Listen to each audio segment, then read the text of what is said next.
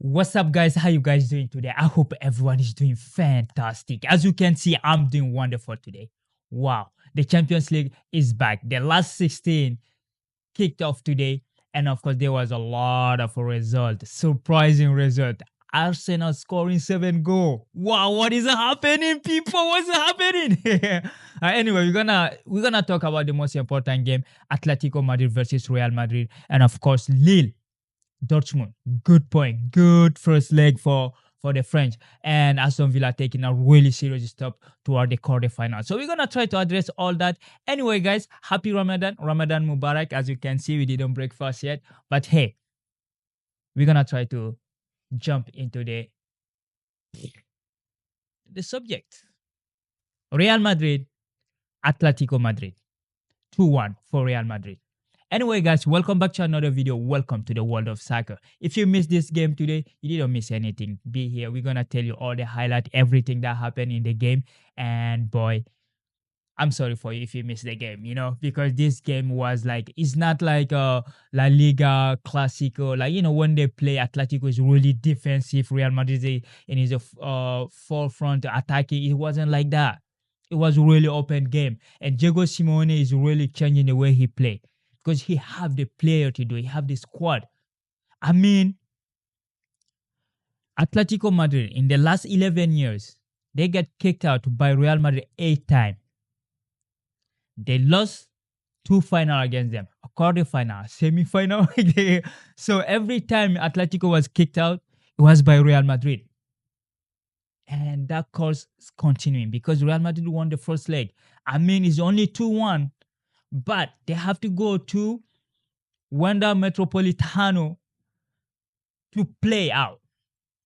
I think Bellingham will be there at that time, right? Jude Bellingham should be there. So today we're gonna just try to address the lineup, what Ancelotti did, what Diego Simeone wanted to do, because it was surprising when the game started. The way I saw Atletico play, I said, "Well, which team is this? Why Atletico is attacking like this?" Right? It was kind of really surprising to see them play like that. So Rudiger was back in the starting lineup. Asensio, I don't know why he didn't play against Real Betis because Real Madrid lost in La Liga. Real Madrid is gonna be like trophyless if they don't be careful because Barcelona took the lead in La Liga because they lost last weekend to Sevilla 2-1 while Barcelona won 4-0, Atletico won 1-0. So it was like, nobody understood what Ancelotti did in that game, right? So Asensio is back in the starting lineup. Rudiger, Valverde is back. He started at the right back, the captain, Fode, and of course Florent Mendy. We know how solid that dude is. And of course you have Brahim Diaz. He played with 4-4-2. Brahim Diaz. I mean, hey, Africa, like Jimmy Carragher disrespected us, But Africa, we have a player that represents the continent, the club, in the best possible way. Brahim Diaz, just go watch that goal. The second goal, he just out of this world. And of course, you have Edouard Camavinga, Tchouaméni starting as the double pivot, and Rodrigo as the other right wing. Because he's a midfielder, right? And Kylian Mbappe, Vini Jr. leading the attack. I mean, that is Ancelotti lineup. It's solid. If you look on the paper, it's really solid because all these Mendy, Rudiger, Asensio, they're good. They're good. And like Valverde, we know Valverde can play anywhere. He's the Swiss knife of Real Madrid. They put him everywhere he works, right? And of course, you have Camavinga and Tchouaméni in the middle. So the battle in the middle was really the statement that Ancelotti made today because he had to impose himself in the midfield, physically and technically. And physically, they did today. Ceballos is absent. I mean, Luka Modric coming in the second half. But the game, the attention was there. Like everyone, okay, who's going to win the battle in the midfield? Physicality, because we know how Atletico play, right? And physics, they had that. Technique, they have in the wing. Brahim Diaz is a number 10. And we know Rodrigo is like a winger. So like it was a 50-50. Really tough two-player in Camavinga and Tchouaméni, and very technical and high-speed player in the left wing. And Mbappe and Vini, we don't need to talk about that, right? And of course, Atletico Madrid, they come in here surpassing Real Madrid in La Liga in the weekend because they won the game. They are second in the table now. And they come confident. Atletico is not scared of Real Madrid anymore, right? But in the Champions League, there is just that thing, you know? It's just like, okay, is Real Madrid against Atletico? They always beat us. It's true they don't have Ronaldo anymore, but it's still Real Madrid, right? Because that's what Diego Simeone said. If Ronaldo did not exist, he would have won 2 Champions League, right? So but it's always there. It's Real Madrid in the Champions League. When Real Madrid in the Champions League, it's a different breed. It's different. Like the players just transcend themselves. Like it's crazy how they play. Just confident. It's not like the team say, oh yeah, we are not good at the moment, so we scared. No, Real Madrid in the Champions League is just different. It doesn't matter which player you put in, they're gonna give it. Alvarez and Griezmann was leading Atletico Madrid attack. I mean, Griezmann is it's really good. It was like a duel, a game within a game. Griezmann versus Mbappe, right? The two French international, even though Griezmann took his retirement. But Rodrigo De Paul, Barrios, the midfield was good. Like it's solid. Like Rodrigo De Paul and Barrios versus Camavinga and Tchouaméni. It was just fun to watch. Like how they enter into each other like physique. You think you're tougher than me? You're Argentinian. You're going. No, I'm a French man. I'm a freaking French.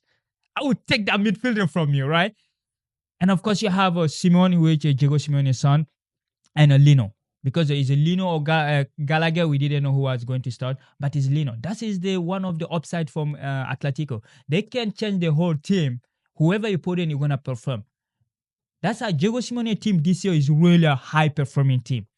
It's just bad for them that they have to play all this team, Barcelona in the Copa del Rey, Real Madrid in the Champions League. Like it's not easy to have it. They can lose all of it in a span of 2 weeks, right? And of course, you have the midfielder Clement Langlais. He was chosen over Lenormand, which is another French, And of course, Gimenez, another French that chose to play for for Spain. And of course, Marco Llorente.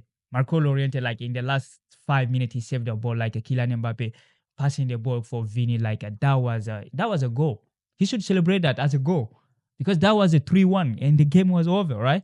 He saved that. Marco Llorente, we know him. And Galen, and of course we all know, and the most underrated goalkeeper in our generation, Joan Oblak. I mean, he was there. So overall, the game, the tactic was good. Atletico, the only thing that surprised everybody is the way Atletico was playing, right? Because the first half, they dominated Real Madrid in terms of position. They had like 58-42, something like that. I was watching the game. I said, no, what's happening, all right? What is going on here? Like Atletico dominated Real Madrid at Santiago Bernabeu because Atletico was playing really good. I mean, 4 minutes in, they conceded the goal. Rodrigo, beautiful goal. I mean, these 3 goals are just beautiful. They are gorgeous to watch. Is like a blockbuster goals. Like the first goal is just and the equalizer. I mean, Julian Alvarez is just like he wasn't even watching the net. He cut in, he just like. The beauty of the game. Beautiful equalizer. And of course, the second goal, Brahim Diaz. Taking all the defender. Like he took all of them. All of them. 55 minutes. Dribbling everybody. He's a lefty, but he hit it with his right foot. Like right the corner, bottom corner. Nobody can see it. 2-1. And from that, like you could just say, okay, what Ancelotti is gonna do on the bench, what Simeone gonna do to bring a response, and of course, Diego Simeone brought in like Alexander Charlotte, the specialist of scoring in the last minute. He said like he scored against Barcelona, not Real Madrid really, because against Real Madrid he didn't score yet. And of course, Conor Gallagher bringing the energy, bringing a different tempo of the game, and of course, Angel Correa, and just to hijack or whatever is going on in front there, right? And you had Robin Lenormand coming in the second half, and of course, Noé Molina in the second half, just for the to attack, because he's a really offensive right back, right? And of course, I mean, we can Jimenez just saved a lot of goal today. Jimenez, like him and Vini was interesting to watch. The fight, the dribble, the speed, and Mbappe on the other side with Langlais. Mbappe almost killed them, right? I mean, Mbappe, the speed is there. You can just see, okay, this is a Kylian Mbappe we know. He was there. Real Madrid was playing a transition football today against Atletico because Atletico had the ball most of the time, except in the second half. I mean, overall, Real Madrid had 52-48, but if you watch the first half, you would know it's not like, it was just crazy to watch the game play. But overall, I mean, the game is not over yet. It's just 2-1. Next week, they're going to be on the Wanda Metropolitano. That would be interesting. Don't miss that. Don't miss that, right? It would be really interesting game because, like, yo, Real Madrid Atletico, they may kick them out again. Diego Simeone may be a coach without Champions League only for one club. Because of one club, maybe Real Madrid will destroy his dream wherever he go, right? So overall, I mean, the tactic was good. The battle in the midfield, like it was like physical. It was really physical. And a lot of tackle. I mean, kiddo to the ref, is a treatment. Is a treatment like he's from France. I mean, we have the problem in France with refereeing, the coach trying to butt head the referee. I mean, my coach did that, Lyon coach, like he almost butt headed the coach. So like we have those problems, but hey, they are one of the best coaches in Europe, and he really handled this game perfectly. No discussion. Like he was able to educate the player, impose his authority, and like let the game play. It's the Madrid derby. It's one of the, I mean, people say it's a Real Madrid Barcelona, but Real Madrid hate Atletico more than Barcelona. Those two, before Barcelona, Real Madrid became a thing, it was Atletico Real Madrid, right? They're in the same city, and it's crazy. It's crazy. The derby is just crazy, right? It's just like Rangers and Celtic. But hey, overall, it's a good result for Real Madrid, and they have to do all of it again because they have one goal advance, and we know Atletico can score more than one. This year is not a defensive team you used to see 1-0, 2-1. No. Now they can score 4 goals, 5 goals, like we saw against Barcelona. Even though Real Madrid defense is different than Barcelona, it's going to be interesting to watch, right? So, overall, Brahim Diaz, I think he's going to be man of the match for me. They should give it to him, right? Brahim Diaz, great game. Camavinga, the battle was good. Even Luka Modric came in the second half. It was good. Fede Valverde was substitute because, the injury. And bring in Hendrick in the last minute, and Lucas Vasquez played really good when he came on for Valverde. So overall, it was good balanced game. It was kind of really interesting to watch the game. Real Madrid really handled the game, the pressure, everything. Atletico had only 4,000 fans in the stand, and Real Madrid made the tifo and then put the 15 Champions League ahead on their head. Like, it's just crazy how banter they are. Like, they just made fun of them, right? They take them, they put them on a corner and then put the flag there. Okay, 15 Champions League, you have 0, right? Like, that's how they welcome them. So we're going to see what's going to happen next weekend, right? So overall, Asensio, Rudiger, and Mendy solid back. In the back is solid when these guys are there. And of course, you have Tchouaméni, Camavinga, Kido. Good game for Tchouaméni, especially Tchouaméni. He recuperate a lot of ball. Like, it's not easy to go against Gallagher or like Depot. But he was there. He was able to contain them. So we will see what Diego Simeone is going to do next weekend. And we will be there. Of course, we're going to be there.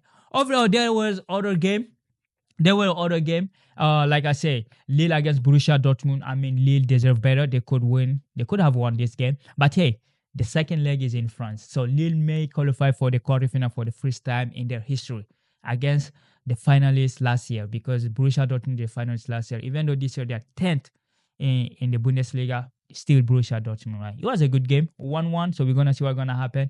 And of course, Aston Villa beat Club Brugge. I mean, Aston Villa going to go through for sure. 3-1, good game for the villain. And of course, Arsenal destroyed PSV Eindhoven 7-1. Arsenal scoring 7-1 without striker. We're gonna see what they're gonna do in the Premier League, right? Because they play Man United. We will be there. We'll be there next weekend. But for sure, we know there will be 2 English clubs in the quarterfinal. That's for sure, guarantee. I can't put my mama head. No, my grandma head. I will put my grandma head there that Arsenal and Villa are going to qualify. But yeah, guys, tomorrow we're going to be there. We're going to watch the biggest game in this fixture.